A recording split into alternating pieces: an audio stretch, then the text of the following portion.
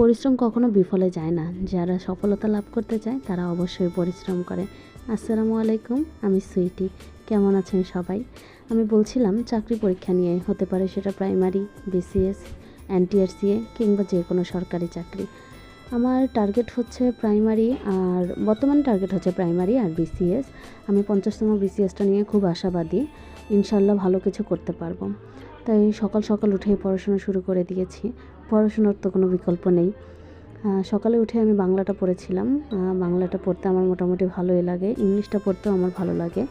আমি ইংলিশে আজকে পড়েছি, আর ওয়ার্ড মিনিংটা পড়েছি, সিনোনিম এন্টোনিম আলাদাভাবে ওভাবে মুখস্থ করিনি, তবে ওয়ার্ড মিনিং শুধু পড়ে গিয়েছি। প্রিপোজিশন পড়েছি, আর পেপার থেকে ট্রান্সলেশনটা পড়েছি। আর বাংলাতে পড়ছিলাম প্রাইমারির জন্য এক কথায় প্রকাশ, আর এর মধ্যে পারিভাষিক শব্দ মুখস্থ করেছি, এই আর কি।